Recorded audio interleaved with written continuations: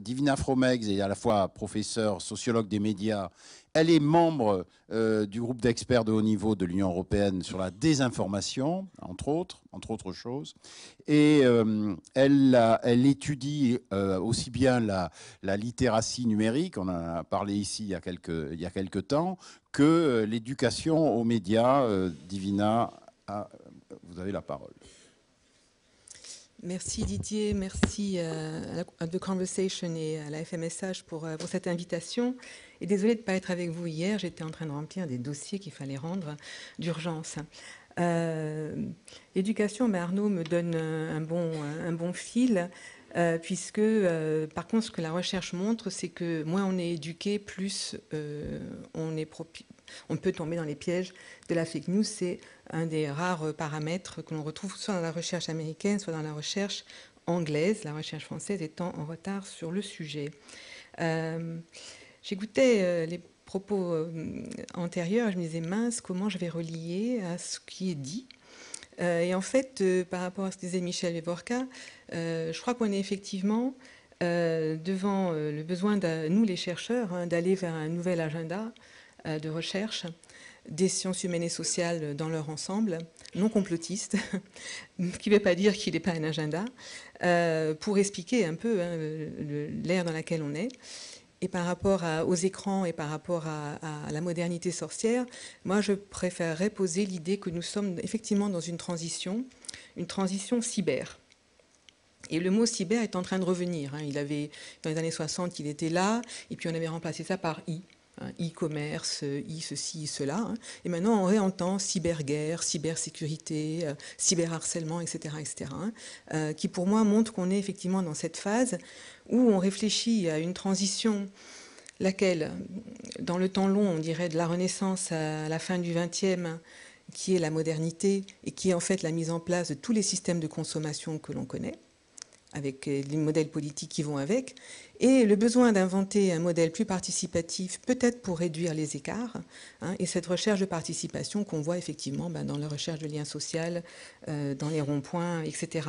Et donc en ce moment, on est dans cette tension entre la participation et la consommation.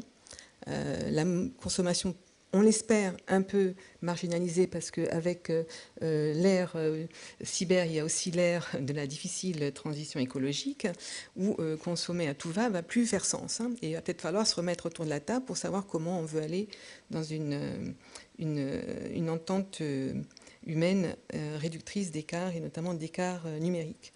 Voilà, donc dans tout ça émerge depuis une cinquantaine d'années, soixantaine d'années, quelque chose qui s'appelle l'éducation aux médias, qui commence avec pas la radio comme on pourrait le penser, mais plutôt la presse, un petit peu plus tôt. C'est Célestin Freinet qui met pour la première fois la presse dans les écoles et apprend aux jeunes à faire un journal, en se disant en faisant, ils apprendront.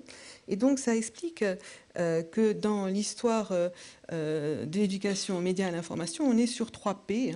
Ça a d'abord commencé comme une pédagogie. C'est une pédagogie du projet, et un projet, c'est participatif par essence. On a besoin de plusieurs personnes, de plusieurs types de ressources, de plusieurs types de compétences, avec donc au cœur le développement de l'esprit critique. Et on est au cœur, vraiment, je crois, des problématiques actuelles et cet esprit critique dont tout le monde parle sans trop savoir comment on le fait, comment on le mène sur la durée. Voilà.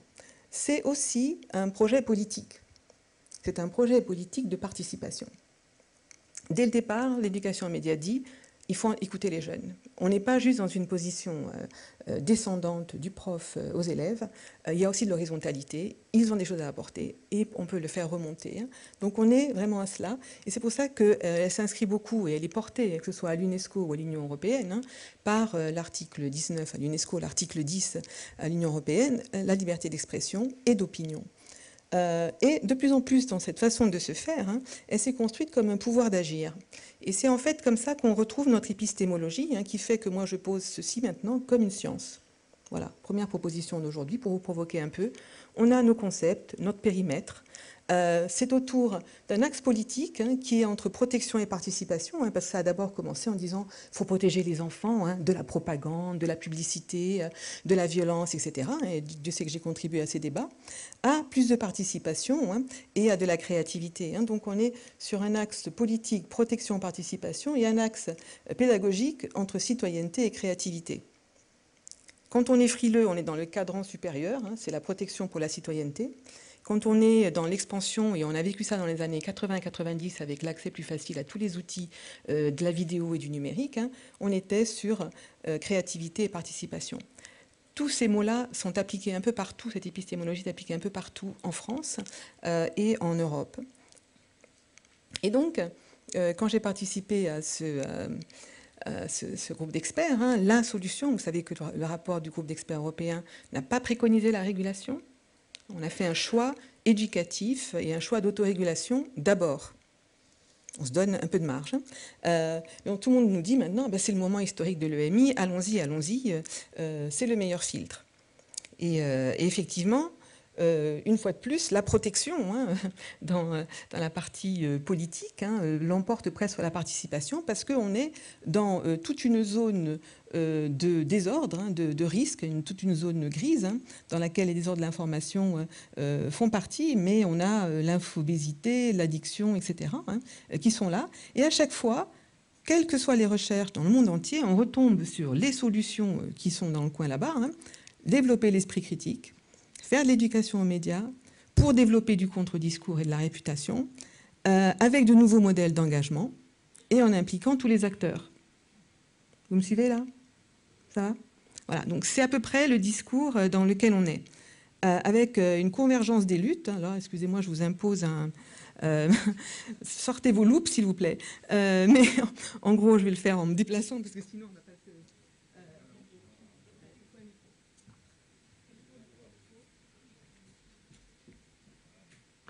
J'ai voulu vous faire 50 ans résumé en une frise, c'est effrayant. Donc il y a eu un gros moment là où commence pour moi l'ère cyber, au tournant du siècle, et puis une accélération parce qu'on a eu des accidents démocratiques majeurs, et donc la partie protection de l'éducation aux médias est venue tout de suite en renfort. Je suis Charlie, et puis bon... Cambridge Analytica, le Brexit, etc., etc. Et tout d'un coup, c'est la convergence, c'est-à-dire tout ce qui relève de l'info, des documentations, des médias, du numérique. Tout commence ici à s'accélérer et à marcher dans le même sens. C'est la période dans laquelle on est en ce moment et qui me semble très intéressante parce qu'on va peut-être donc réussir à continuer à faire évoluer cette éducation aux médias. Et donc, il y a effectivement un certain nombre d'atouts. Elle est portée notamment en France par tout un écosystème. Pourquoi je parle dans 2 micros à la fois? C'est quand même mieux pour que je vous parle. Donc un écosystème, vous voyez, plusieurs acteurs, dont les médias, dont la presse jeunesse, les acteurs publics, que ce soit l'éducation nationale ou à la culture, les associatifs, parce que l'éducation aux médias, comme elle n'a pas été prise dans les écoles, elle s'est faite dehors. Et c'est dans le système informel qu'elle s'est le plus développée, où elle a été le plus créative, et elle continue à l'être. Et l'Union européenne qui soutient beaucoup, avec une directive actuelle, celle des services et médias audiovisuels, qui impose à tous les États, depuis 2018, l'obligation de faire de l'éducation aux médias. Pour tous. Pas seulement pour les jeunes. Pour tous. Et la DG Connect, pas la DG Éducation, pas la DG Culture, qui a en charge l'éducation aux médias. C'est-à-dire qu'elle est mise dans le paradigme du numérique, le paradigme de la société de l'information, pas le paradigme moderne, le paradigme cyber. Donc tout ça pour vous rassurer sur la France. Il y a un certain nombre d'éléments. Le ministère de la Culture qui a mis un plan bibliothèque. Il y a des profs doc dans la salle, je vous ai reconnus. Voilà, vous avez raison d'être là. On a étonnamment aussi, quand on regarde tous les référentiels... tous les référentiels français, que je prenne ceux du Conseil supérieur des programmes, du socle commun, de la DNE, des Digicomp, on a le même fil d'Ariane des compétences soft, des soft skills du 21e siècle, ils sont là. Information et documentation, création, citoyenneté, sécurité, environnement numérique et médiatique, communication et collaboration, communication et participation. On voit comment, peut-être par ce biais-là, on arrivera à faire transiter vers des nouvelles compétences qui ne sont plus les compétences de l'ère moderne. c'est porté à la fois par la France et par l'Europe. Et il y a une profession à qui on a plus ou moins donné cette tâche, même si elle est très contestée, et vous le savez, les profs doc, dont une des missions est de mettre les compétences de l'éducation aux médias auprès des élèves, et leur tâche principale, qui était la politique documentaire, la responsabilité de ressources, l'environnement, blablabla, arrive en second. Donc une inversion.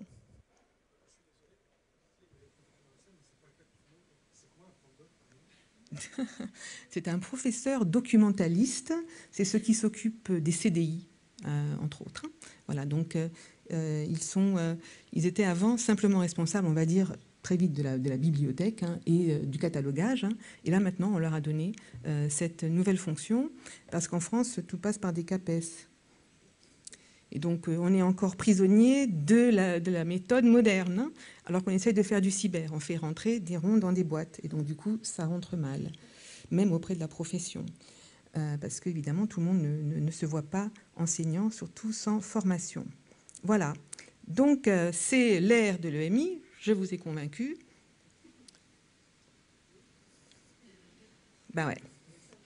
Ça prend pas, ça prend peu, ça prend mal. Et il faut bien qu'on se pose la question de pourquoi. Et là, j'ai besoin de votre aide, mais je vous propose un certain nombre de choses, parce qu'il faut essayer d'avancer sur ces questions. Ben d'abord, c'est une image ringarde. La news, la loose. Les jeunes ne sont plus trop là-dessus. Alors qu'en fait, c'est un domaine qui a été extrêmement augmenté par le numérique. C'est aussi de l'infodoc. On est tous sur des fichiers, qu'ils soient Word, Excel, etc., etc. Le monde du document, de la documentation a explosé, implosé. On parle de redocumentarisation du monde dans l'ère cyber. Et évidemment, la donnée a remplacé la vision un peu trop technique du code pour montrer qu'on crée aussi, en interprétant des données, on crée aussi de l'information. Donc en fait, on est sur 3 cultures de l'information, comme dirait Alexandre Serres, et ça, on ne l'avait pas vu arriver, y compris à l'école. Et on est dans une situation de complexité. Petit chapeau à Edgar Morin, parce que la situation actuelle, qui ne va pas durer, mais qui va rester encore un petit moment avec nous, c'est une situation de 2 écrans à la fois. L'écran classique, on va dire, de télévision, qui est toujours là, les gens regardent la télévision, même il l'a dit, eh bien, il est toujours là. La presse, la télévision se porte bien. La sérialité, c'est-à-dire toutes les formes narratives longues, existent. En créant des univers qui peuvent durer sur 10 ans, pour des jeunes qui accompagnent des personnes 10, 12 ans dans les mêmes univers, dans les mêmes metaverses, que ce soit le jeu, etc., etc. Avec la logique d'audience de l'ère consumériste.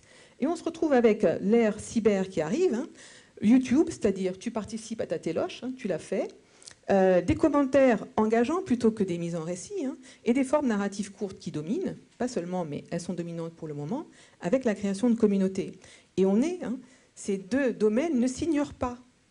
Ils sont tout le temps en train de se parler. Vous pouvez regarder la télévision sur votre ordinateur, vous pouvez jouer aux jeux vidéo sur votre télé. Ça circule. Dans tous les cas, il y a de la data. Donc on est vraiment dans les 3 cultures de l'information de manière très, très prise.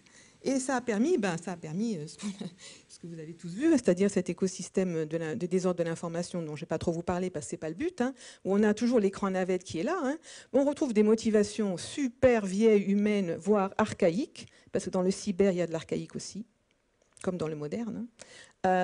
Et une rhétorique qui est en ce moment très problématique, puisqu'on l'associe au populisme, une rhétorique des valeurs dénigrées, des institutions critiquées, des machinations d'initiés, des collusions, etc. etc.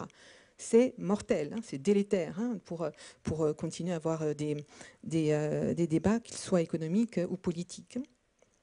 Et on se retrouve dans une situation, tiens, j'ai fait une petite erreur de slide là, où j'aurais dû mettre des informations. C'est la même slide que tout à l'heure, mais je l'ai fait exprès, mais j'aurais voulu marquer. Pourquoi ça ne marche pas là? Où est-ce qu'il est le... Bon. Les mêmes phénomènes qui sont à l'œuvre pour l'information dans le sens positif, on échange, les formes engageantes, les formes narratives longues, les formes narratives courtes, c'est les mêmes qu'on a pour tout ce qui est la désinformation. C'est normal, c'est les mêmes outils, c'est les mêmes personnes. Hein. C'est là où on a besoin de maîtrise pour savoir quand est-ce qu'on transgresse, savoir si on veut transgresser volontairement ou pas. Hein. Donc on est dans cette période-là, en ce moment, me semble-t-il, hein, ce qui a eu un impact, évidemment, sur l'éducation aux médias et son épistémologie, parce qu'il a fallu l'augmenter elle aussi. C'est-à-dire que tout d'un coup, on a toujours nos axes politiques et pédagogiques, ça ne change pas, hein, mais la citoyenneté s'augmente de l'Internet et de sa gouvernance nécessaire. La créativité, sans expression en ligne, il n'y a pas de créativité. Ça, c'est pour les pays qui pratiquent la censure, merci pour eux. Hein.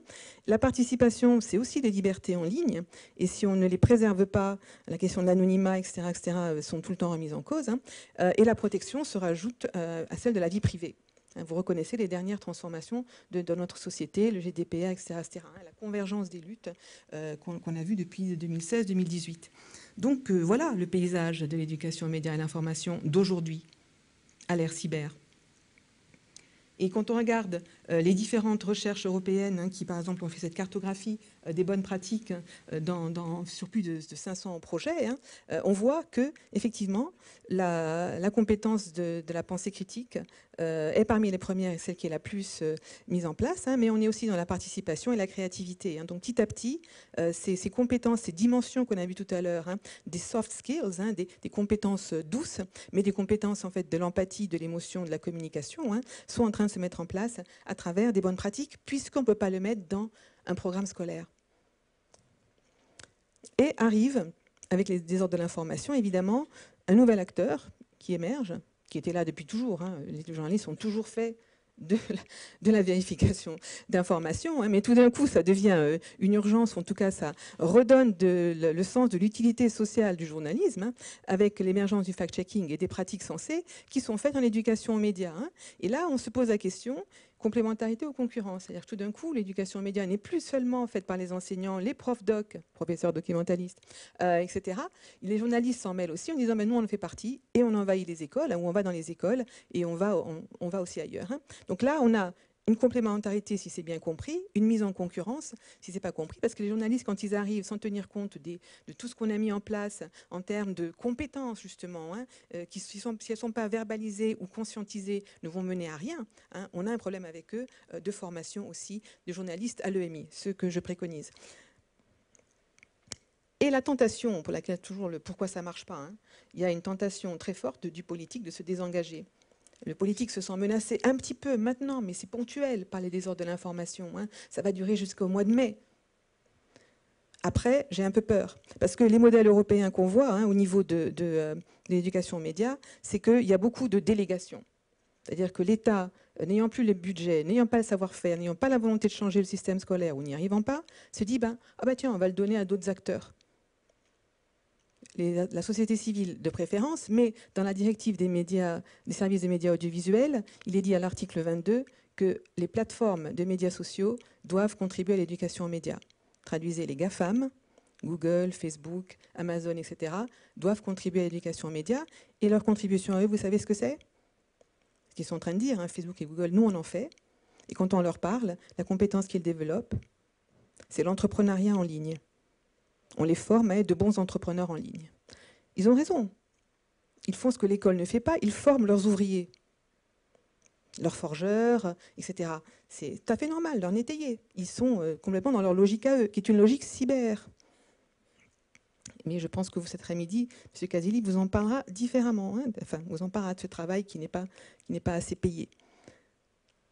Voilà, donc dans les trois modèles, pour le moment, la France est plutôt à la fois un peu dans le développement, elle a créé des instances, et en délégation, elle n'est pas encore désengagée. Quand on fait une analyse SWOT, alors là je vous fais les résultats d'un projet d'ANR que j'ai mené avec plusieurs équipes françaises.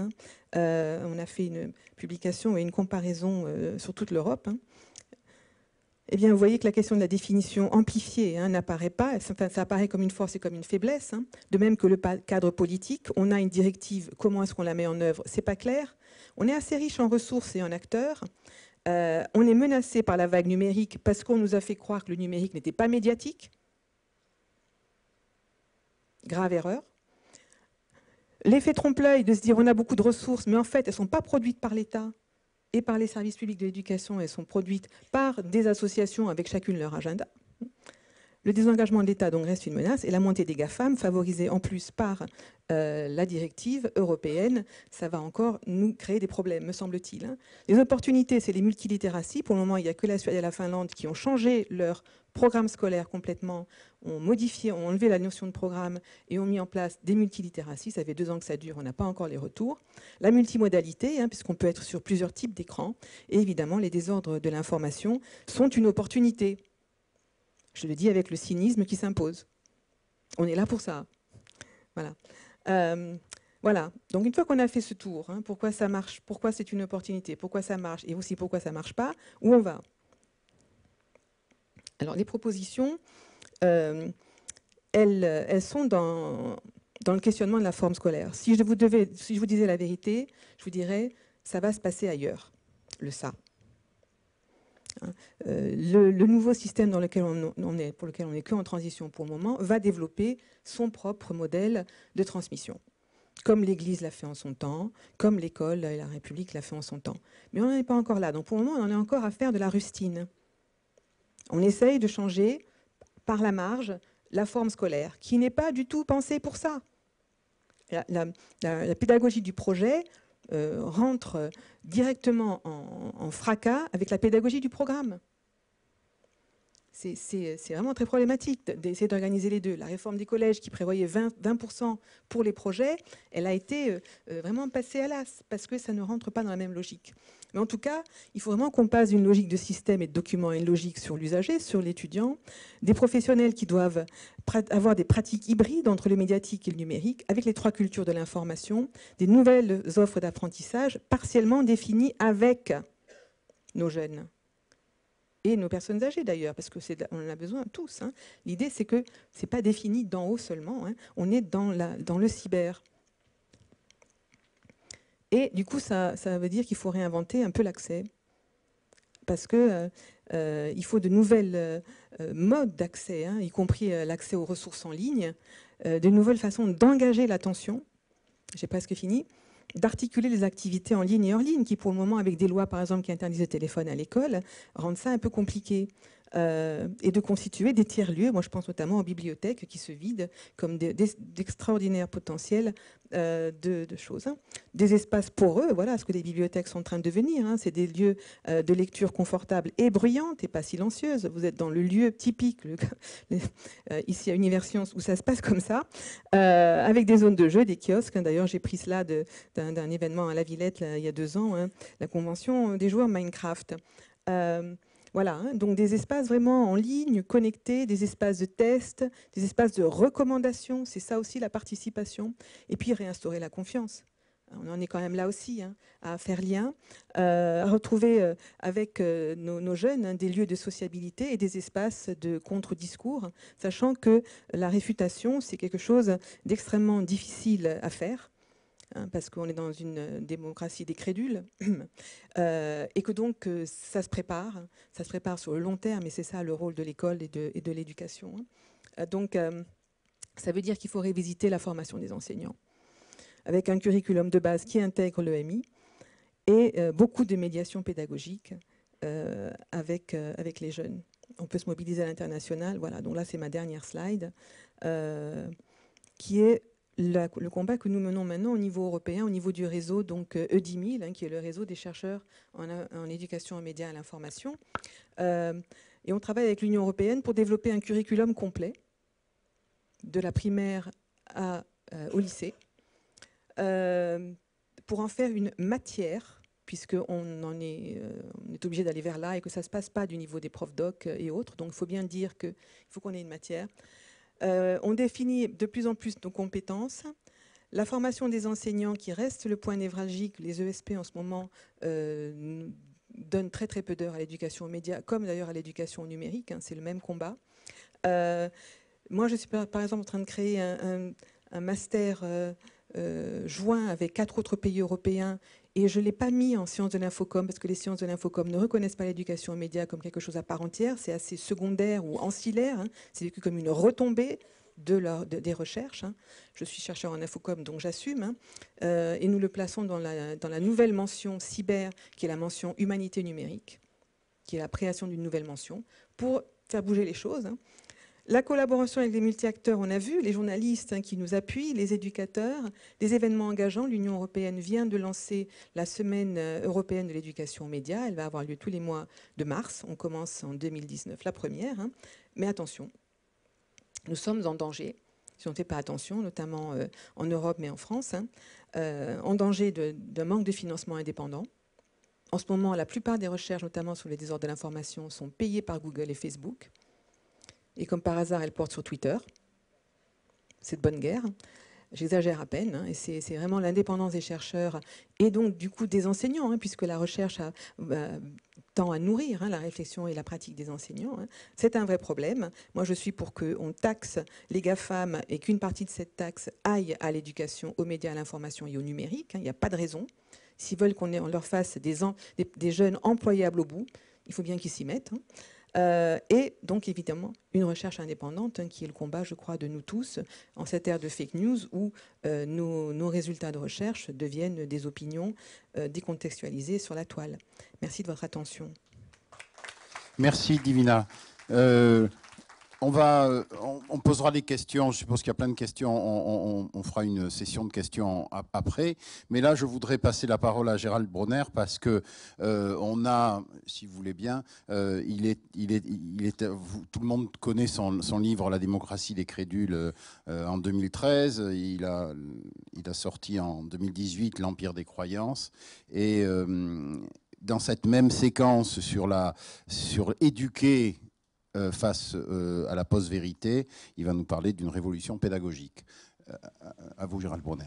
Merci beaucoup. Merci de votre invitation. La Fondation de Maison des Sciences de l'Homme, bien sûr, et la Cité des Sciences, pour pas un sujet qui me tient à cœur, mais qui nous tient tous à cœur, évidemment, aujourd'hui. Alors, je ne sais pas si mon PowerPoint est en marche, en quelque sorte. Ok, c'est pas grave, je vais commencer sans, mais j'espère qu'il va arriver. Peut-être qu'il faut que j'appuie sur la petite... hop. Ok, bon. Le contexte que je vais évoquer, vous le connaissez bien, aussi bien que moi, c'est celui de ce que j'appelle la dérégulation massive du marché de l'information, n'est-ce pas ? Et cette dérégulation du marché de l'information, elle a plusieurs conséquences concernant le sujet qui nous intéresse aujourd'hui. C'est tout simplement, d'abord, la disponibilité massive de cette information. C'est un fait historique, véritablement. Donc nous avons la chance, en quelque sorte, de vivre un événement absolument historique.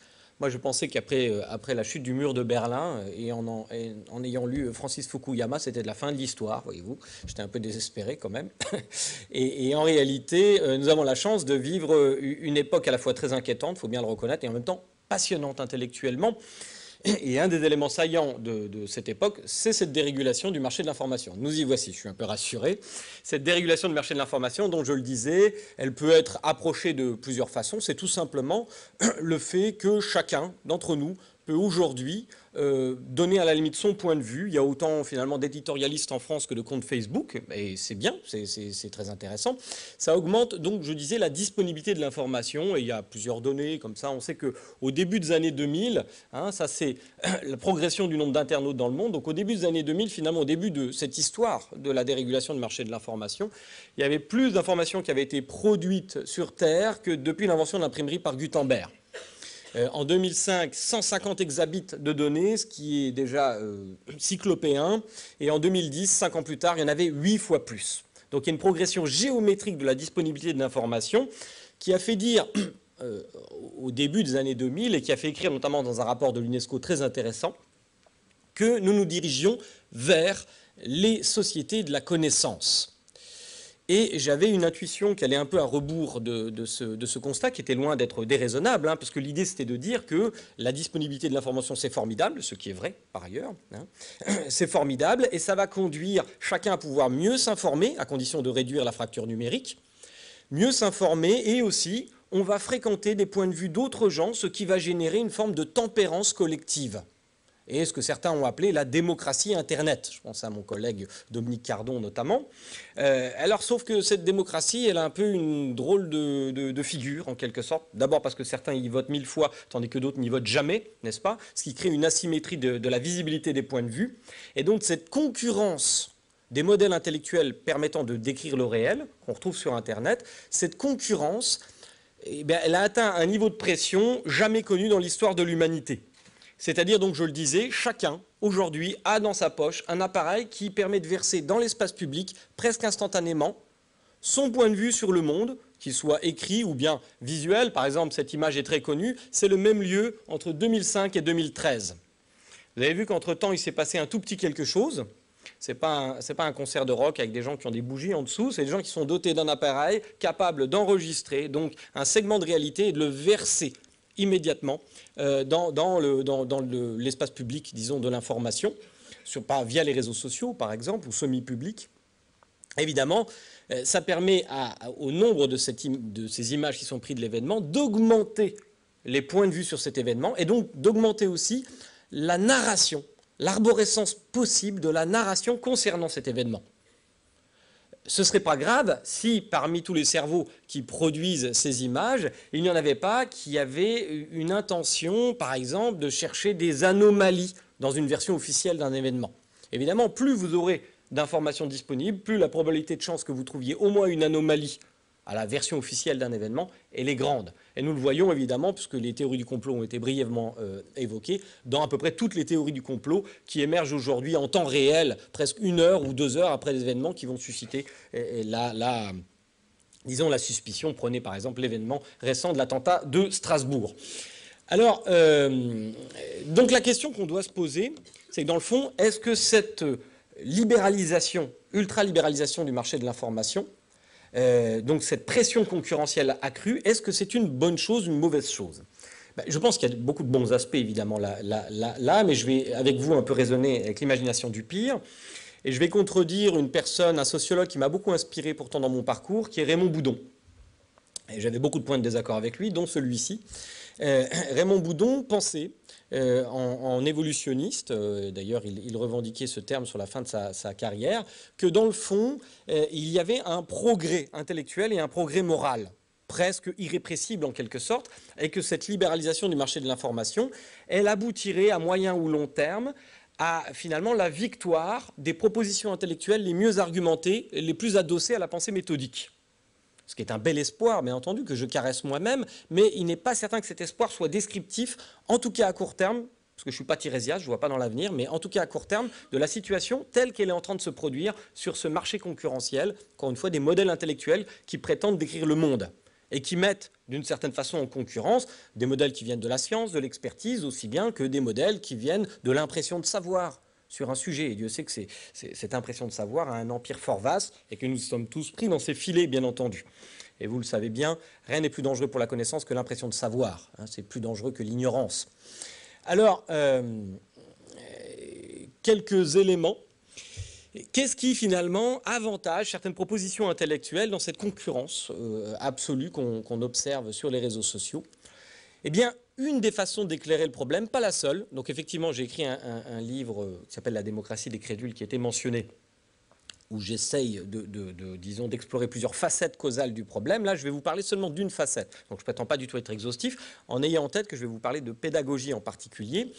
Et on sait, par exemple, que certaines propositions douteuses, qui relèvent de ce qu'on appelle l'infox ou les fake news, je sais que le terme n'est pas forcément prisé, certaines propositions, notamment sur Twitter, ça a été mesuré récemment, se diffusent 6 fois plus vite. Ça, c'est un article de Science qui est apparu au mois de mai, un article assez récent. C'est donc ces infox se diffusent 6 fois plus vite que des informations plus vérifiées. Elles sont vérifiées par toute une série de critères, on peut discuter méthodologiquement, mais donc globalement, on peut admettre l'idée que certaines propositions ont une vélocité qui n'est pas seulement due à la qualité de leur argumentation interne.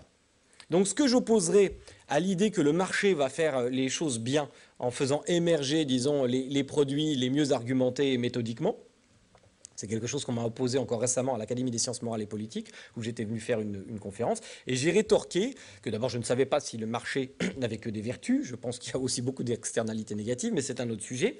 Même si on admettait que dans la sélection, certains produits très robustes, ça, je crois que le marché sélectionne des propositions, effectivement, et les plus robustes, mais la robustesse d'une proposition n'est peut-être pas forcément la qualité de son argumentation. La robustesse d'une proposition intellectuelle, elle est peut-être tout simplement la satisfaction intellectuelle qu'elle produit dans les cerveaux de ceux qui l'accueillent. Et cette satisfaction intellectuelle, elle n'est pas forcément liée à la qualité de son argumentation. Et c'est ce que je crains pour nous.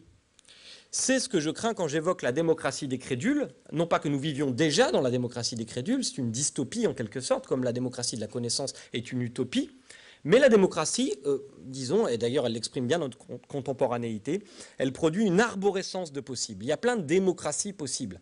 Les États-Unis, ça reste une démocratie, n'est-ce pas? Le Brésil, ça reste une démocratie. L'Italie, c'est encore une démocratie. La France aussi, bien entendu, quoi qu'en disent certains. Mais vous voyez bien que ce ne sont pas tout à fait les mêmes démocraties. Les propositions intellectuelles, les représentations du monde, que ce soit sur le réchauffement climatique, les vaccins, etc., ne sont pas tout à fait les mêmes dans ces espaces démocratiques. Alors, sachant qu'en plus, les infox sont, ces deux collègues belges qui viennent de le démontrer, sont en plus mieux mémorisés que les informations, disons, plus solidement étayées par la pensée méthodique, vous voyez qu'on est face à une situation concurrentielle problématique. Problématique, puisque l'information, c'est le cœur de la démocratie, bien entendu. Alors, la question, c'est comment réguler? Comment réguler, sachant que précisément, une des explications de la vélocité de certaines propositions, je ne suis pas exhaustif encore une fois, une des explications, c'est le fait que certaines propositions intellectuelles vont aller dans le sens de nos attentes intuitives, de la façon dont profondément est constitué notre cerveau social, parce qu'il apprend des choses par socialisation et aussi parce qu'il hérite d'un certain nombre de caractéristiques, il faut bien le dire. C'est une hybridation entre des invariants et des variables auxquelles nous sommes confrontés. Et si vous doutez que notre cerveau, qui est un outil fabuleux, probablement l'outil le plus complexe de l'univers, 1 million de milliards de connexions dans une petite boîte crânienne, donc on peut être fier d'avoir cet outil-là, mais on n'en use pas toujours bien. Et même, quelquefois, il nous trompe systématiquement. Prenez cet exemple bien connu des illusions d'optique. Vous voyez, là, les cases A et B sont de la même couleur en réalité, mais je suppose que, comme moi, vous ne les voyez pas de la même couleur. Parce que votre cerveau est normalement constitué, et en l'occurrence, normalement constitué pour nous tromper. Parce que cette information, couleur de la case, elle est interprétée par notre cerveau dans un contexte particulier. Ce qui veut dire que si on fait varier le contexte de l'information, on peut, en toute, disons, prédictibilité, affecter les conclusions psychiques auxquelles nous allons parvenir. Si je fais disparaître le contexte de l'information, vous voyez bien que cette fois, votre cerveau est capable de traiter correctement l'information. Les deux cases sont de la même couleur. Donc maintenant, vous allez me dire, je ne m'y ferai plus prendre. Remettez-moi le contexte, d'accord. Vous voyez, ça ne change rien. L'effet psychique produit est le même. Si je fais redisparaître le contexte, patatras, voilà. Le problème, c'est qu'il n'y a pas que des illusions d'optique. Quand je vous ai parlé des attentes naturelles de notre cerveau, il existe d'autres types d'attentes, qui ne sont pas seulement optiques, mais qu'on appelle des biais cognitifs, des illusions mentales, si vous préférez. Je n'aime pas tellement le terme illusion mentale, mais bon, peu importe. Là aussi, je m'en suis expliqué dans d'autres travaux. On n'est pas obligé de rentrer dans ce détail-là. C'est quand même d'ailleurs plutôt une bonne nouvelle que ce ne soit pas des illusions comme cela, parce que ça veut dire qu'on peut rétro-juger sur ces biais cognitifs. En d'autres termes, on peut utiliser sa pensée analytique, sa pensée critique, d'où l'objet fondamental de la révolution pédagogique dont je vais vous parler, qui est une façon, à mon avis, non liberticide de réguler ce marché de l'information. Alors voilà, donc ok, on a compris. Donc d'autres types d'erreurs de raisonnement assez attendues. Là, c'est le plus simple. On est le matin, je ne veux pas trop vous fatiguer. Voilà le problème le plus simple que je connaisse. Sans doute que vous le connaissez déjà, parce que c'est un problème qui est utilisé dans des tests qu'on appelle le CRT. Donc, il est très répandu. D'ailleurs, on a été obligé de changer peu à peu ces problèmes, parce que ça ne fonctionne plus dans le test, forcément, puisque tout le monde connaît. Bref. Pour ceux qui ne le connaissent pas, vous pouvez vous amuser un instant. Une balle de baseball et une batte de baseball coûtent ensemble 110 €, les deux ensemble. Et on sait que la batte coûte 100 € de plus que la balle. Donc, combien vaut la balle? Donc là, vous êtes en train de vous dire, il ne faut pas que je dise 10 €. N'est-ce pas? Vous avez vu, j'arrive à prédire, je suis presque un mentaliste. Pourquoi vous dites qu'il ne faut pas dire 10 €? Parce que votre intuition vous a soufflé 10 €, évidemment. C'est l'attente naturelle de votre esprit cognitif, mais que vous êtes dans un contexte social, vous pouvez rétro-juger, où vous voyez bien que je vais essayer de vous tromper. Et donc, vous pouvez faire preuve de pensée analytique, et donc vous allez inhiber votre réponse intuitive. Jusque-là, il n'y a pas de problème, sauf que dans la vie sociale, en général, ça ne marche pas comme ça. Parce que vous ne reconnaissez pas la situation où les biais cognitifs vont savonner la pente de l'erreur, de la crédulité, surtout s'ils s'hybrident avec des récits, des narrations idéologiques, politiques, qui vont accélérer la puissance de diffusion de ces biais. C'est bien là le psychologique et le social qui sont intimement hybridés pour expliquer la viralité de notre crédulité. Alors, des biais cognitifs, il y en a de très nombreux. Je n'ai pas le temps non plus de faire le point sur ce sujet, mais je sais que maintenant c'est un thème qui est assez connu. Donc, vous voyez, la question c'est comment réguler sans enfreindre les libertés. Parce que sinon, on peut interdire, par exemple, les anti-vaccins. On peut leur interdire de parler. Bon, je sais pas, personnellement, je n'aurais pas envie de vivre dans un pays où on commence à mettre le doigt dans ce genre de choses, même s'il y a certaines propositions intellectuelles qui sont interdites en France. Par exemple le négationnisme, etc. Donc il y a une régulation du marché par la censure, que d'ailleurs je ne désapprouve pas sur certains sujets, pour être tout à fait clair, mais notamment celui-ci. Mais d'un autre côté, il faut faire attention, quand on est démocrate, à ne pas mettre le doigt dans une mécanique qui risquerait de nous emporter tout entier. Donc il y a beaucoup de réflexions mondiales sur cette question. Avec mon équipe, on suit pas mal ça. Il y a des stratégies types qui commencent à se dégager, mais une des stratégies qui est assez peu explorée et que nous explorons dans mon laboratoire, mais pas que dans le mien. Donc là, je dois dire, je suis très distrait, entre autres défauts. J'aurais dû mettre sur la slide, mais peut-être on pourra la rajouter a posteriori, l'ANR, parce que nous sommes financés en particulier par l'ANR sur une de nos ANR, ça s'appelle Esprit Critique, et donc je devais le signaler, je le signale à l'oral, pardon, et puis peut-être qu'on pourra l'insérer peut-être après dans les slides. Donc comment réguler? Une des façons les moins liberticides de réguler, c'est une forme de régulation quand même, c'est la régulation individuelle. C'est-à-dire que quand même, pour qu'une information se diffuse, il faut bien qu'elle soit émise par un individu à un moment donné, qu'elle soit reçue par un autre individu qui va la rediffuser, en la déformant éventuellement, etc. Donc, une possibilité pour créer de la viscosité sociale, c'est-à-dire de ralentir la marche des fake news ou des infox qui vont plus vite, encore une fois, par exemple, que les connaissances scientifiques, une des façons de faire, c'est tout simplement de réguler par la pensée analytique, par l'esprit critique. En d'autres termes, doter les individus leur capacité à faire leur déclaration d'indépendance mentale. Une boussole qui indique le nord dans cet océan d'informations, c'est possible. La bonne nouvelle, c'est que la science a beaucoup avancé sur ces questions.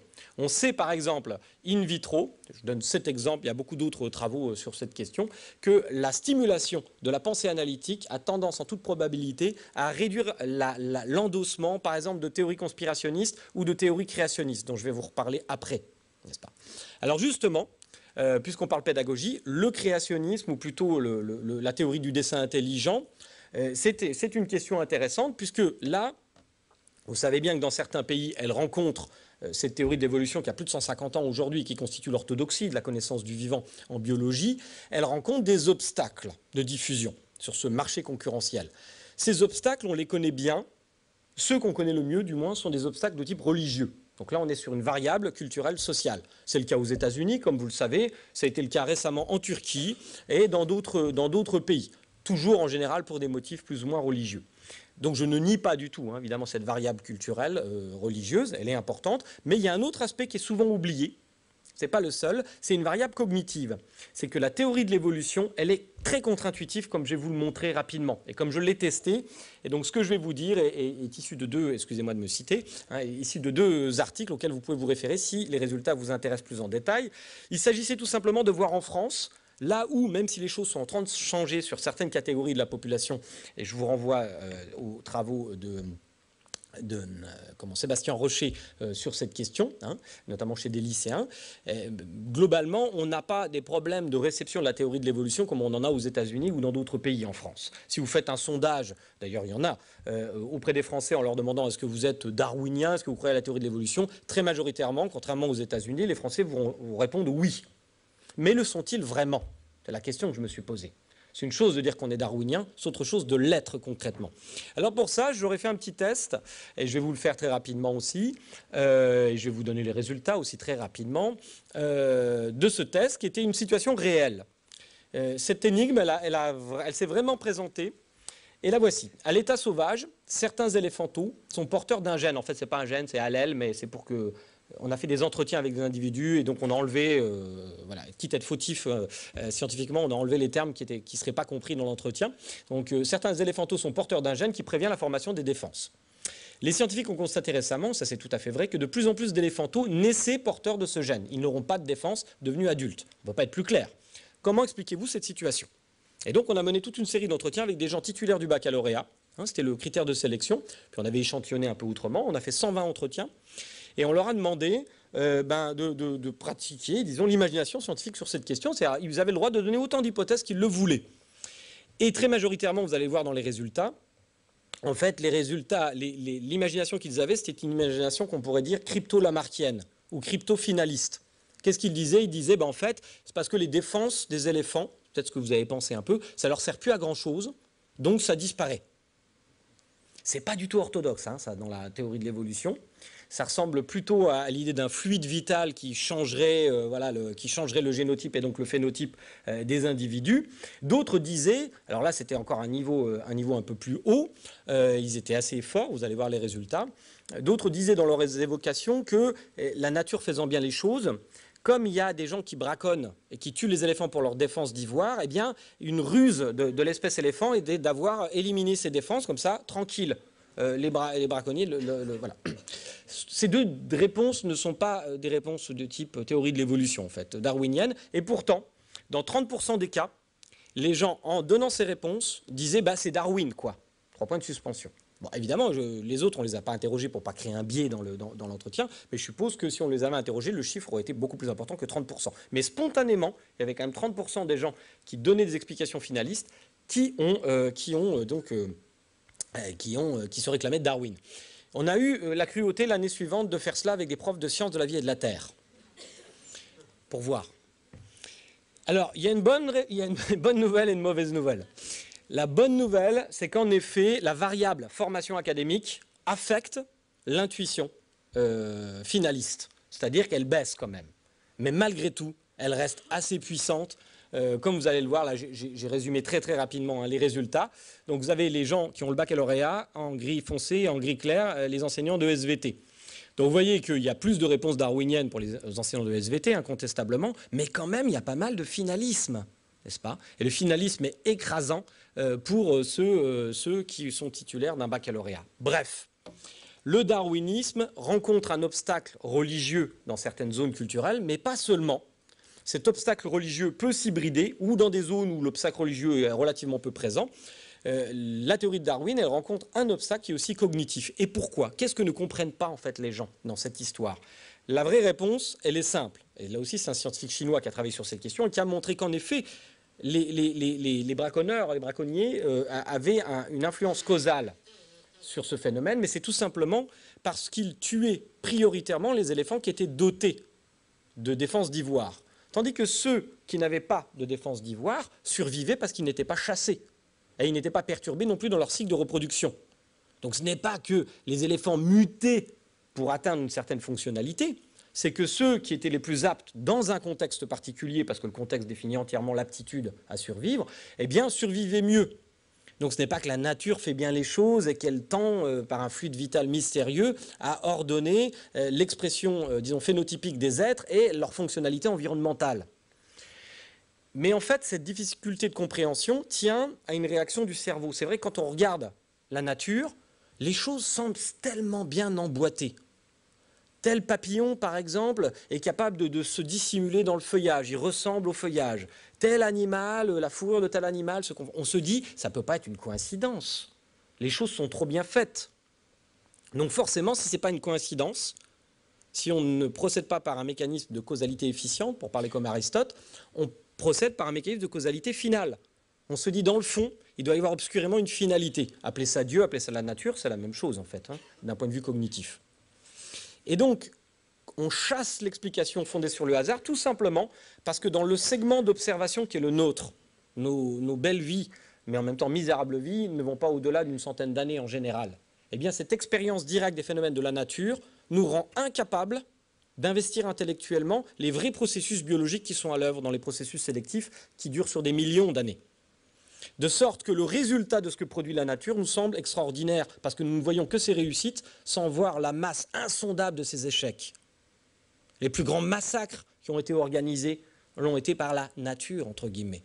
99,99% des espèces qui ont existé un jour n'existent plus aujourd'hui. L'homme y a sa part pour certaines, mais vraiment c'est epsilonesque. En réalité, donc, si nous croyons que la nature est bonne, qu'elle fait bien les choses, c'est que nous ne voyons pas la masse insondable de ses échecs, encore une fois. Et nous sommes focalisés sur ses réussites. Et donc c'est bien un biais qui est à l'œuvre, un biais qu'on appelle le biais de négligence de la taille de l'échantillon, parce que nous n'accédons pas directement à la taille de l'échantillon. Alors vous allez me dire, oui, bon d'accord, alors l'objectif, c'est d'enseigner la théorie de l'évolution, et en même temps, d'expliquer aux jeunes esprits qui apprennent pourquoi elles leur résistent. Donc en d'autres termes, leur expliquer le fonctionnement de leur cerveau. On espère ainsi les rendre capables d'identifier plus facilement les situations où ça vaut la peine d'investir de l'énergie mentale. Et donc une forme de régulation, d'autorégulation de ce marché de l'information par le développement de l'esprit critique. On est sur du temps long. Ben vous allez me dire, bon d'accord, mais sur Internet, là, la négligence de la taille de l'échantillon, je veux bien, mais ça c'est la théorie de l'évolution seulement. Pas du tout. En fait, voici un biais cognitif qui a 1000 expressions possibles de crédulité. Par exemple, lorsque vous avez une astrologue, une collègue à nous, n'est-ce pas, cher Michel, qui a fait une thèse de sociologie, et qui prétend qu'elle prédit l'avenir, et qui chaque année le prouve en disant, vous voyez, l'année dernière j'ai dit ça, eh bien oui, elle sort effectivement d'abord une prédiction qui est souvent très très générale, etc., et qui colle à peu près au réel, mais elle oublie que pour une prédiction qui est exacte, il y en a eu 400 ou 500 complètement fausses. Elle oublie la phrase de Voltaire, les astrologues ne sauraient avoir le privilège de se tromper toujours. Et donc c'est ça la négligence de la taille de l'échantillon. Et pour finir tout à fait, je vais vous donner un exemple qui est issu d'Internet. Une croyance qui s'est répandue, pas beaucoup je dois dire, pour être honnête. J'aurais préféré qu'elle ait plus de succès, mon effet pédagogique serait plus fort, mais enfin elle s'est un peu répandue quand même, et elle est exactement fondée, vous allez le voir, sur la négligence de la taille de l'échantillon. Et donc je me dis que si des jeunes esprits avaient été formés à l'existence de la négligence de la taille de l'échantillon, pour la théorie de Darwin ou pour tout autre moment pédagogique, du cours primaire jusqu'à l'université, probablement que cette croyance se serait arrêtée comme cela. Comment elle démarre? C'est simple, c'est un tweet émis qui dit, vous voyez, un tweet en anglais qui dit, voilà, attentat à Paris, 120 morts, 270 blessés. Bon, vous allez me dire, bon d'accord, on pense évidemment immédiatement au 13 novembre. Donc c'est pas un faux tweet, hein, c'est un vrai tweet, je ne sais pas, il y a un trucage de ma part, mais si vous regardez en bas, si vous le voyez, ce qui est mystérieux, c'est que ce tweet a été émis le 11 novembre. Et là, tout à coup, qu'est-ce que votre cerveau ne peut pas faire? Votre cerveau, il est un peu sidéré. Je ne dis pas que vous croyez du coup que la personne en question, c'est une de nos collègues, donc astrologue, sociologue, qui voit dans l'avenir. C'est une hypothèse. C'est l'autre hypothèse qui s'est répandue. Vous pourriez penser aussi que la personne était au courant et qu'elle a fait fuiter l'information, et donc que cet attentat est probablement un complot des services de renseignement, etc., parce que ça a savonné la pente d'une théorie complotiste pour les attentats du 13 novembre.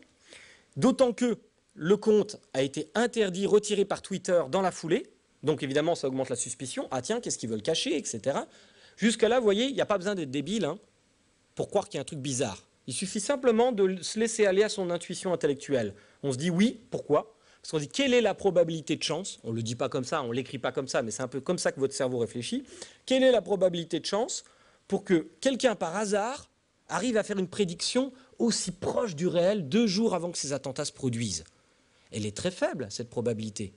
Mais vous avez raison de penser comme ça. Elle est très faible. Mais vous commettez une erreur. La même que dans la théorie de Darwin, la même que celle sur laquelle comptent les astrologues et les voyants. La négligence de la taille de l'échantillon. Si vous avez une chance sur 10 000 de réussir quelque chose, c'est peu. Mais si vous essayez 10 000 fois, il est probable que vous réussissiez. Donc là, ce qui est caché, c'est le nombre de tweets qu'avait émis ce compte, qui est en fait un bot. Et moi, je vais vous faire apparaître la taille de l'échantillon. J'en ai sélectionné quelques-uns. Vous voyez, là, on dit attaque dans une mosquée, 120 morts, 270 blessés. Épidémie d'Ebola, 120 morts, 270 blessés. Ça ne veut plus rien dire, d'ailleurs, entre parenthèses, 270 blessés d'Ebola, mais enfin, peu importe. Ce que ce compte fait, c'est émettre des centaines et des centaines d'annonces pour provoquer des clics. Tiens, on est intrigué, tiens, il y a un attentat à Paris, je regarde, et on vous vend des plages de publicité. Il n'y a aucune malveillance là-dedans, il y a juste de l'opportunisme économique. Ce n'est pas des gens qui veulent vous tromper à proprement parler. Mais si le tweet a été émis 2 jours avant les attentats de Paris, ben oui, c'est peu probable, très peu probable, mais si j'émets des milliers et des milliers de tweets de ce genre, eh bien, il est normal que de temps en temps, l'improbable rencontre le réel. Et c'est ce type de choses exactement, à mon avis, et parmi beaucoup d'autres, qu'il faut apprendre à nos jeunes esprits pour réguler ce marché de l'information largement dérégulé et pour essayer de réduire les risques de la démocratie des crédules. Je vous remercie. Si vous voulez bien me rejoindre, ainsi que Divina. Divina, si on va passer aux questions, je suis sûr que un certain nombre de gens dans la salle ont des questions. D'abord, Divina, est-ce que tu as des questions à poser à Gérald Bronner sur l'esprit critique? puisque ça ne marche pas, l'esprit critique. Je suis entièrement convaincue. Bon, ça fait partie, les biais font partie effectivement de quelque chose qu'il faut qu'on passe. De toute manière générale, l'éducation dans son ensemble doit intégrer plus la cognition et aussi la sociocognition, c'est-à-dire le contexte social. C'est peut-être un peu ce qui manque dans ce que vous avez dit. C'est-à-dire qu'effectivement, la paresse à bouger sa position est encore plus grande quand on est dans un système social qui vous conforte dans la paresse, quoi. Donc il faut arriver à changer cela. Et c'est vrai que l'école de l'ère moderne, dans sa fossilisation finale que l'on voit en ce moment, encourage à la paresse mentale. Alors moi j'ai une première question quand même à Gérald Bronner. Cette révolution pédagogique, auprès de qui vous essayez qui vous essayez de convaincre de la mettre en œuvre? Vous êtes membre, je le rappelais, de l'Académie de médecine, l'Académie de technologie. Voilà. Qui vous essayez de convaincre? Écoutez, je vais être très transparent. J'essaye d'en faire mon genre. Le ministre de l'Éducation nationale. Mais là, je ne veux pas vous paraître amer, je vais être très rapide. Disons que je l'évoque dans un prochain livre qui va sortir en mars, pardon, aussi pour la pub, qui s'appellera Déchéance de rationalité. Donc, vous voyez un peu le ton. Où j'explique justement ma rencontre avec Jean-Michel Blanquer à plusieurs reprises, que j'estime beaucoup. D'abord parce qu'il a mis en place un conseil scientifique oui, avec des gens tout à fait estimables. Avec Stanislas Dehaene et Franck Ramus et des gens qui travaillent dans notre ANR. Exactement, c'est pour ça que... Elena Pasqualini, etc. Donc, pour qui j'ai beaucoup d'admiration. Donc je suis un peu les fesses entre deux chaises. Mais alors là, c'est pas du tout à Jean-Michel Blanquer, c'est en général. Je sais qu'il y a des gens qui ont plus d'expérience que moi dans ce domaine, mais on a tous rencontré un peu des ministres, etc. On essaie de faire passer des idées. C'est aussi ça le rôle, à mon avis, des intellectuels, des universitaires, des chercheurs. Sinon, voilà, ça ne vaudrait pas une heure de peine, comme dirait le grand Émile.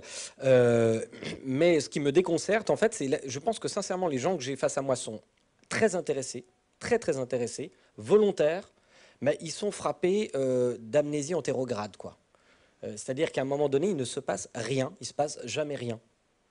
Et croyez-moi que je relance. Hein. Je ne suis pas du genre à lâcher le morceau. Donc je relance. Quand est-ce qu'on travaille? Moi, j'avais typiquement demandé simplement à ce qu'on ait accès à des échantillons témoins, puis des échantillons de classe pour voir si ce qu'on proposait comme méthode pédagogique était plus efficace. Parce que sinon, c'est quand même de l'argent public. Il ne s'agit pas de dire oui, on a raison, je ne sais pas quoi. Ce qui a été testé là, c'est in vitro. In vivo, on ne le sait pas. Vous l'avez bien dit tout à l'heure, sur le temps long, sur qu'est-ce qui va se passer dans 3 mois. C'est vrai, peut-être qu'on peut tester que sur le coup, les élèves vont être moins réceptifs aux biais cognitifs, mais qu'est-ce qui va se passer dans 6 mois? Est-ce qu'ils auront oublié, pas oublié?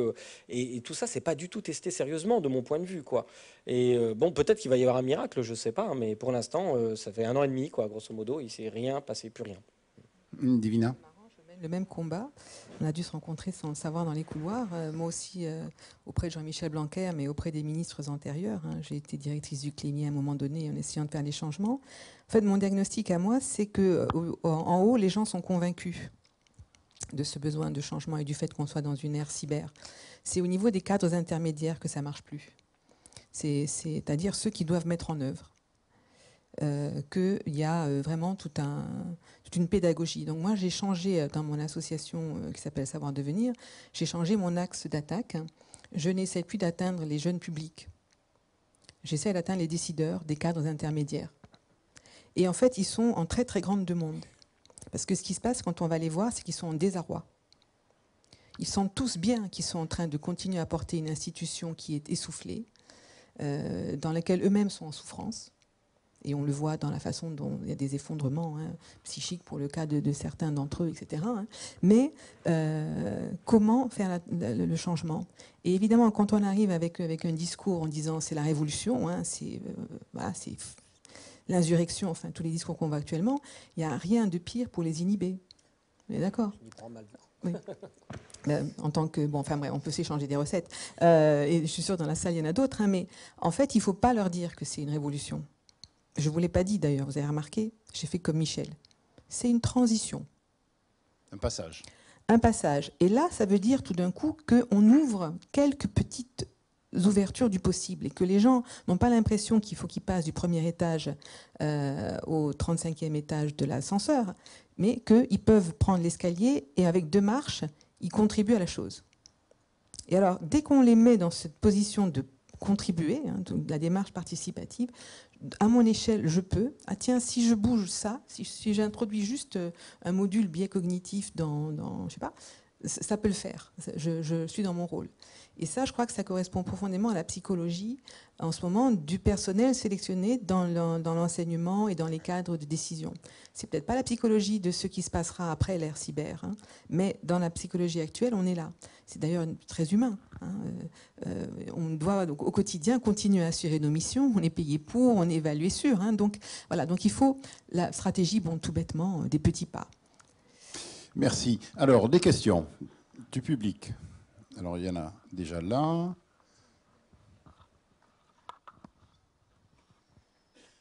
Oui, allez-y. Allez-y, monsieur. Ah, je ne vous entends pas. Allez-y.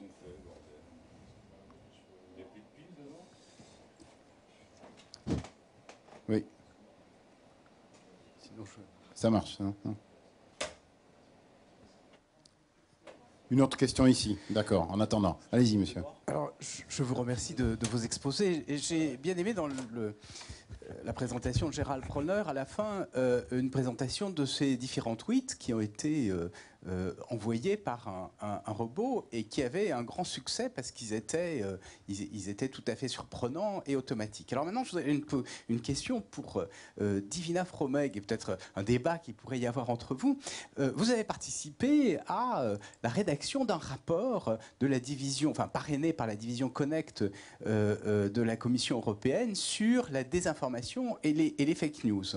Et dans ce rapport, je dois dire, j'ai été très étonné puisque on explique que la solution à ce problème passe par la réalisation de fact-checking, c'est-à-dire effectivement un peu comme ce que vous dites, par l'éducation. Mais on peut se demander s'il n'y a pas aussi une responsabilité qui est liée au modèle économique des grands acteurs de l'Internet qui rétribuent les informations à leur popularité. Je crois que c'est un débat qui me semble faut poser aujourd'hui parce qu'il n'y a pas simplement un problème d'éducation, certes il existe, mais il y a aussi un problème qui tient au modèle économique qui sont derrière ces grands acteurs de l'Internet. Divina oui. Bon, je réponds d'abord et puis Gérald rajoutera. Donc, sur le choix que nous avons fait au niveau de... Nous, alors on était une quarantaine de personnes. Je vous assure, je suis du côté de ceux qui voulaient aller très loin dans la régulation et la fiscalité des GAFAM. Mais il y avait les GAFAM avec nous. Le rapport s'est fait avec... C'est ce qu'on a vu hier, excuse-moi. C'est ce qu'on a vu hier sur la façon dont les GAFAM participent au niveau de l'Europe à un certain nombre de commissions et de rapports d'experts. Ils sont là en permanence, finalement. Dans le cas précis, nous les voulions avec nous. Et on n'a pas voulu qu'ils s'en aillent. Parce qu'on s'est dit, s'ils sortent...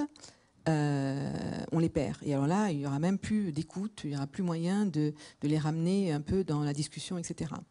D'où cette stratégie en 2 tirs qu'on a prévue. La première, où on leur demande de s'auto-organiser, comme les médias avant eux. On a une stratégie de l'histoire des médias. Arnaud, tu me confirmeras à chaque fois qu'un média en démocratie, régulé, Gérard en parlait tout de suite, régulé, la solution pour le régulateur, la seule qui soit efficace, qui puisse complaire à certains de ses citoyens, c'est censurer. Et là, nous, on était très observés par les pays européens, mais croyez-moi aussi par beaucoup d'autres pays non démocratiques. Entre autres les Philippines, la Russie, etc., qui n'attendaient que ça pour eux-mêmes déclencher des lois du même genre. Donc on n'a pas voulu réguler, aussi parce qu'on était conscient qu'on était devant un phénomène transfrontière.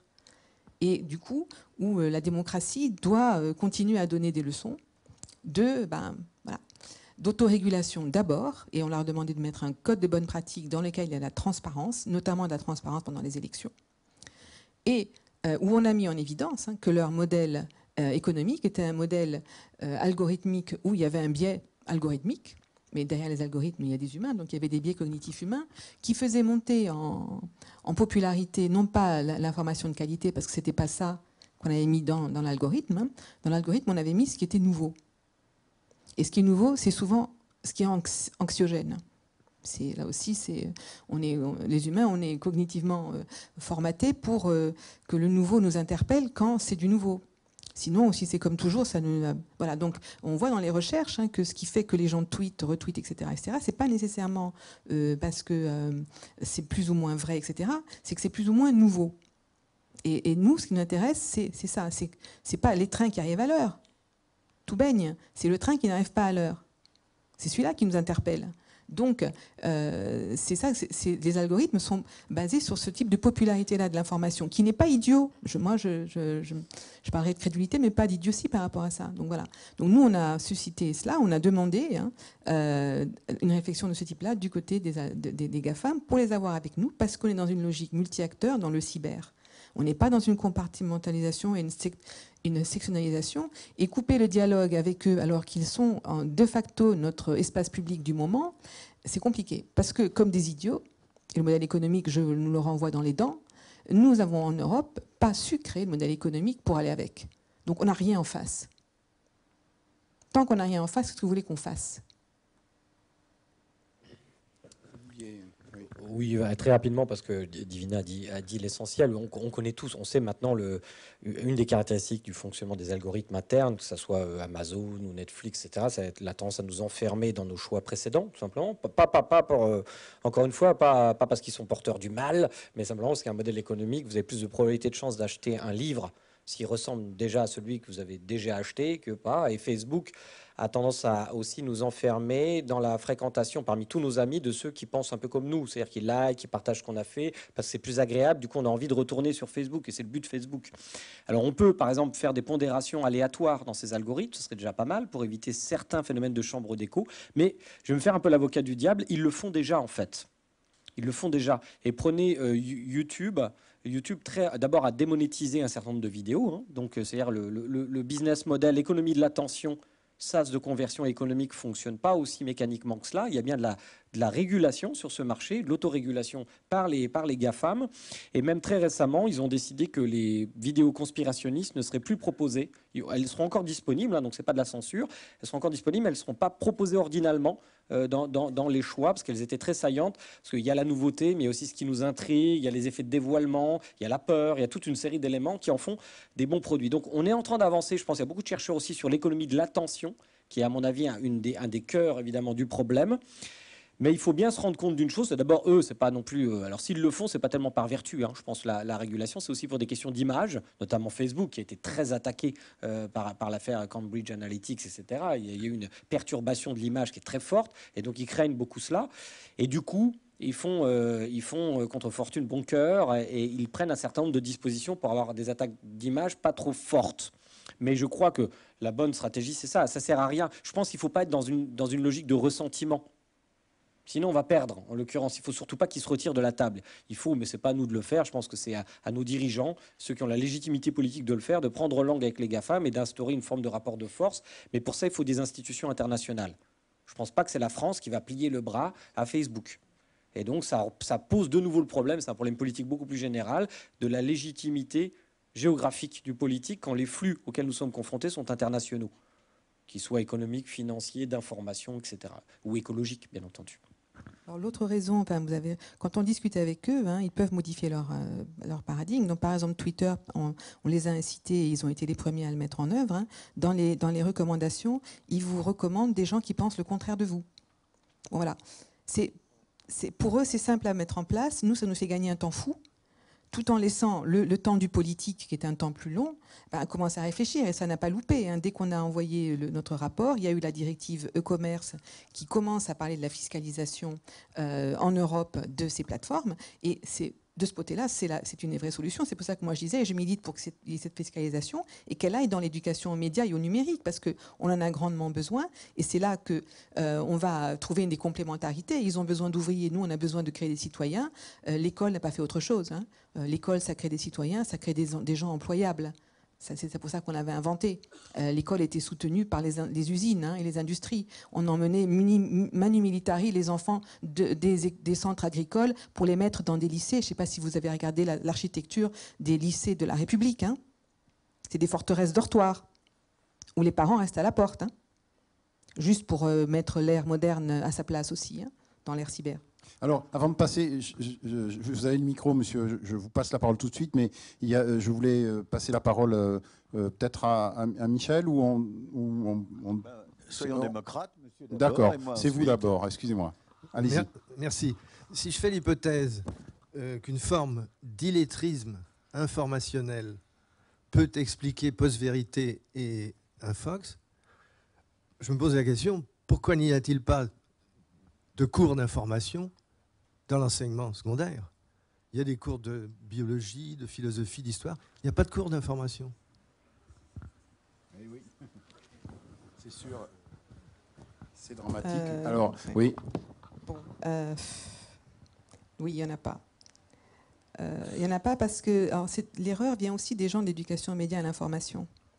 On n'a pas voulu se constituer en discipline au départ en disant c'est transversal, l'esprit critique c'est pour tout le monde, c'est dans toutes les disciplines, etc., etc. Moralité, les profs de français disent nous on fait de l'information, les profs d'histoire disent on fait de l'information, les profs de maths disent on fait de l'information. Mais jamais on l'a réfléchi en tant que tel. Et donc ce qui se passe, c'est qu'on a, une paresse par rapport à réfléchir à l'information. Et nous, les chercheurs, on a du mal ensuite à faire percoler nos recherches en disant attention, il y a vraiment 3 cultures de l'information et il faut le faire. Alors on a paré ça il n'y a pas longtemps en disant l'information, ça va être les profs doc. Et alors là, comme ils sont très très mal formés, notamment dans la partie média, ils ont beaucoup de mal à faire passer ça.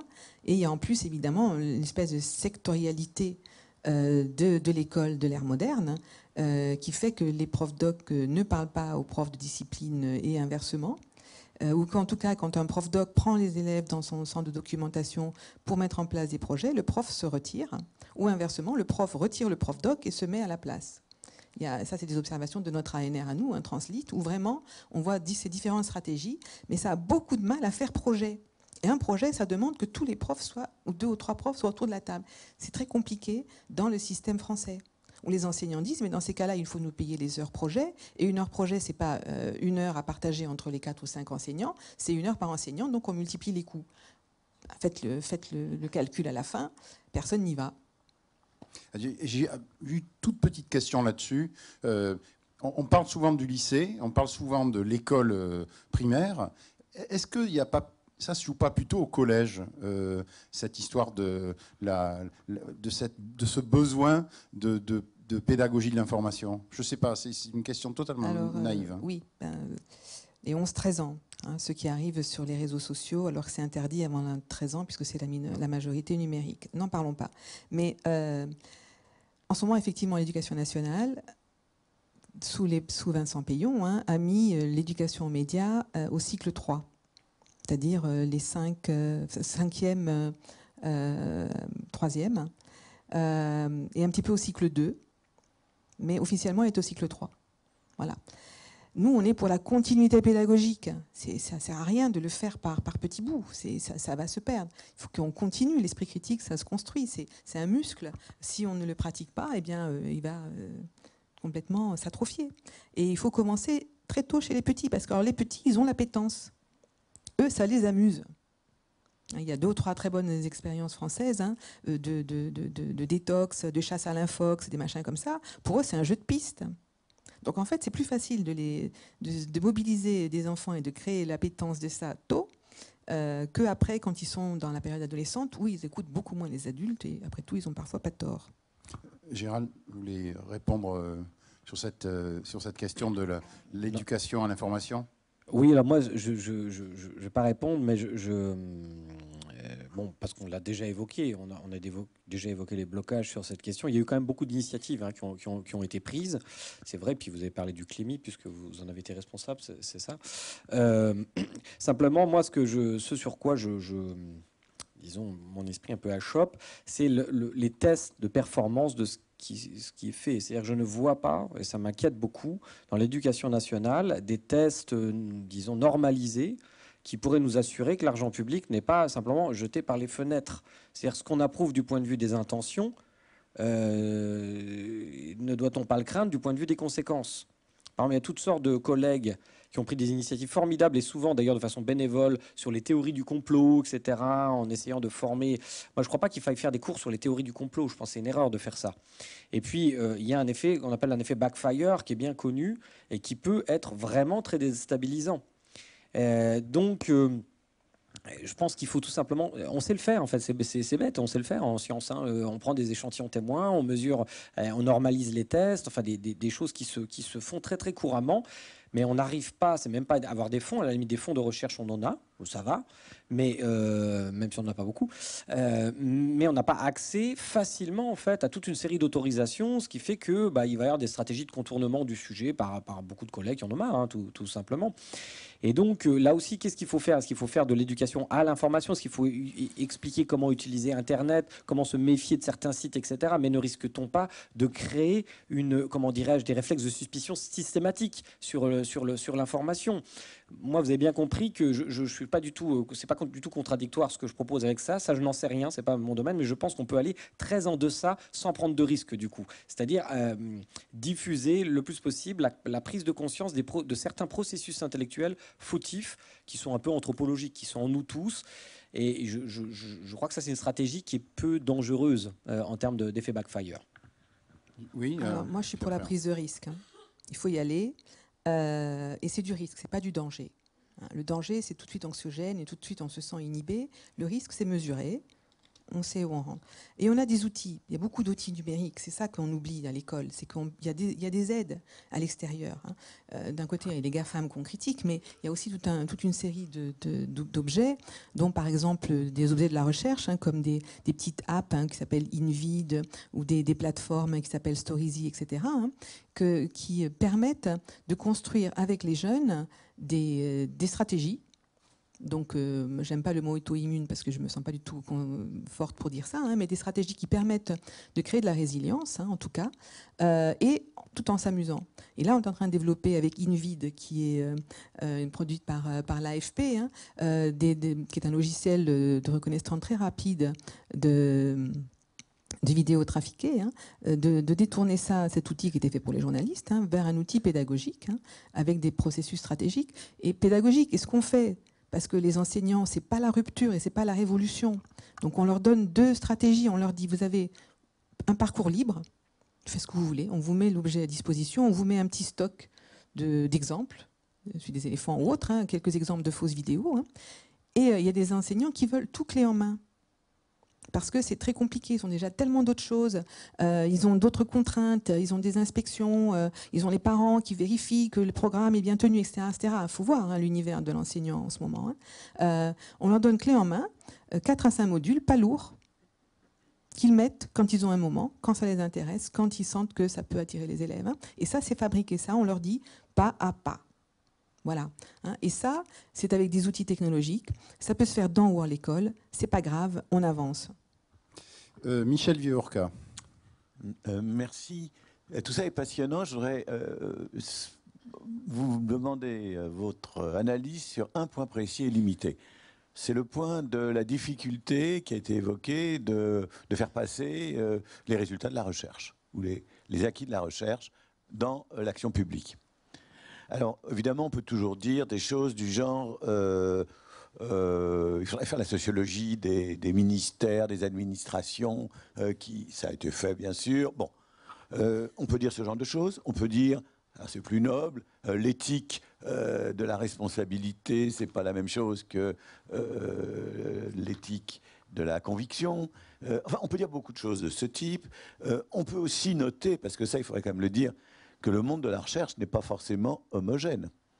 Et qu'il y a certainement, je ne suis pas un expert dans ces domaines-là, mais qu'il y a certainement des approches différentes, des débats, des tensions, des points de vue très opposés. Donc après tout, peut-être que tel ou tel ministre entend ou n'entend pas, parce qu'il est confronté à 4 théories différentes, et que finalement, ce n'est pas sur la base de tel ou tel choix théorique qu'il va s'engager. Mais moi, je voudrais vous demander si on ne peut pas essayer de réfléchir un tout petit peu autrement. Je trouve que dans tout ce que vous évoquez, il n'y a aucun acteur collectif contestataire qui proteste. Autrement dit, il y a des chercheurs dans le paysage que vous développez. Il y a de la recherche, il y a des chercheurs, parfait. Il y a de l'administration, des gens qui donnent de l'argent, des gens qui décident. Il y a ensuite des enseignants, des équipes enseignantes peut-être, des chefs d'établissement, etc. Mais ne croyez-vous pas que si l'on veut faire avancer les choses dans les chemins que vous évoquez, il faut se demander sur quel acteur collectif ces choses pourraient-elles progresser face d'un côté au GAFA, pour aller vite, on a eu hier un très bel exposé de Jean-Marie Cavada, et d'un autre côté, face aux politiques, pour les faire avancer dans le bon sens. Et donc, ce qui me frappe, c'est ceci. Pas un mot sur, alors, les syndicats d'enseignants, je pense que vous avez plutôt raison, hélas. Pas un mot sur les associations de parents d'élèves. Pas un mot sur les associations d'éducation populaire, de ligue de l'enseignement, etc. Pas un mot sur des groupes constitués qui exerceraient une pression allant dans le sens de ce que nous souhaitons tous ici, de ce que vous évoquez. Voilà. Autrement dit, est-ce que nous sommes dans un désert, et un désert destiné à durer en ce qui concerne une capacité de pression sociale, politique, intellectuelle, collective? Divina? Alors, dans l'écosystème en France, c'est une slide un peu rapide, j'étais en marche forcée, excusez-moi, j'ai marqué les différents acteurs, et dans les acteurs, il y a le milieu associatif, parce que c'est l'éducation populaire, en fait, qui a beaucoup porté ces pédagogies alternatives, en fait, par le faire, par l'imitation, etc., etc. Les associations en France sont très redevables à l'État. Donc des fois, elles sont en force, des fois, elles sont en fragilité. Au tournant des années 2010, la Ligue de l'enseignement et les CMEA et les Franca, qui sont les trois grosses associations qui ont à leur agenda l'éducation aux médias et à l'information. Elles l'ont mis à leur agenda comme elles ont mis la santé, la cantine, etc. Ça, c'est l'action des chercheurs. On leur a dit, ne créez pas une association séparée sur l'éducation aux médias, à l'information ou au numérique, mettez-la dans l'agenda de tout le monde. Au même, c'est une urgence ou une nécessité comme la cantine, etc. Donc cette stratégie, elle a marché. Mais ils ont perdu beaucoup en personnel parce qu'il y a eu des coupes drastiques et c'est souvent du personnel qui est détaché par l'État, qui est dans ces associations. Elles sont en train de reprendre du poil de la bête, et notamment la Ligue là est en train de se remettre plus, d'ailleurs, sur le numérique et sur la gouvernance Internet, un des axes politiques. Donc elle revient sur ces questions. Et les CMEA sont très portés sur l'éducation aux médias. Ils sont en train de passer à celle qui est au numérique, et aussi avec des actions, des festivals, etc., etc. Donc voilà. Les syndicats ont raté le virage. Ils commencent un petit peu à s'y remettre. C'est très difficile de leur demander de protéger le travail à distance et le travail par mode de projet. Ils sont encore sur un modèle où on protège le travail à l'heure et individuel. Donc c'est très compliqué de leur faire penser ces éléments-là, et ils sont encore dans cette défense très, très classique, très moderne de la profession.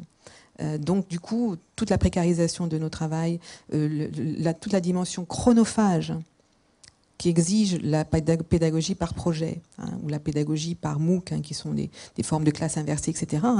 Un MOOC, sur le papier, quand vous le suivez, c'est 20 à 30 heures. En préparation, c'est 400 heures. C'est jamais payé 400 heures, c'est 2 services de prof à plein temps, prof universitaire. C'est jamais payé comme ça. Pourquoi? Mais parce qu'on n'est pas défendu, parce qu'on n'est pas protégé, effectivement.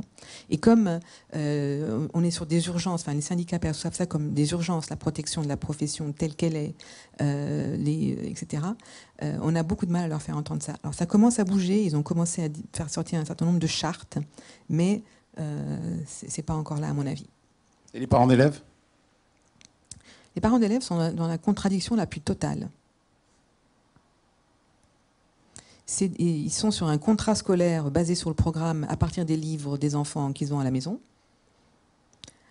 Et dès que les enseignants s'en éloignent trop, ça proteste. Et de l'autre côté, ils sont dans l'angoisse de l'emploi de leurs enfants dans les 10 ans à venir. Et comme tout le monde, ils savent que les emplois à venir sont basés sur le numérique. Mais comme l'école n'a pas une réponse satisfaisante, rassurante à leur donner, ils n'agissent pas et ne se mobilisent pas nécessairement comme on pourrait le croire. Gérald Bronner, là-dessus, vous voulez... Oui, alors sur d'autres mondes sociaux que je connais un peu mieux, parce que je confesse finalement les connaître pas bien, ceux qui ont été évoqués, il y a d'autres acteurs de type collectif qui essayent d'agir d'une autre façon. Je pense à l'Association française d'information scientifique, par exemple, la FIS, qui produit une excellente revue qui s'appelle Science et Pseudosciences. Et puis et aussi toute une série, alors ce ne sont pas tant des acteurs collectifs, mais on va dire un faisceau d'individus qui agissent en produisant des vidéos sur YouTube qui sont remarquables de diffusion de la connaissance scientifique ou de l'esprit critique. Je pense à Dirty Biology et qui sont des gens qui font des centaines de milliers de vues, des centaines de milliers d'abonnés. Il y a hygiène mentale, il y a pas mal de choses.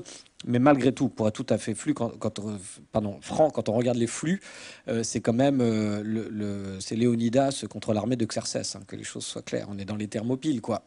Donc il y a un rapport de force qui est pas. Et puis il y a tout de même, malgré tout, j'ai l'impression qu'elles sont en train de se réveiller tout doucement, nos vieilles académies. Qui interpellent le politique. Elles sont là entre autres pour ça. Elles peuvent s'auto-saisir sur certains sujets. Elles peuvent être saisies par le gouvernement. Mais par exemple, nous avons été quelques-uns, alors ça sera peut-être pas un combat qui va vous sembler juste, mais enfin voilà, à essayer de faire pression pour le déremboursement de la médecine homéopathique. Parce qu'il n'y a aucune raison de rembourser de l'eau, quoi, n'est-ce pas? Et que ça coûte quelques millions, centaines de millions d'euros à nos comptes publics. Ben voilà, ce sont des actions pour la défense de la rationalité dans le débat public. Une défense qui aurait paru banale il y a 20 ou 30 ans, mais qui devient curieusement comme une provocation, voire une forme d'héroïsme. Bon, ben, écoutez, voilà, on en est là. On finit sur cet héroïsme.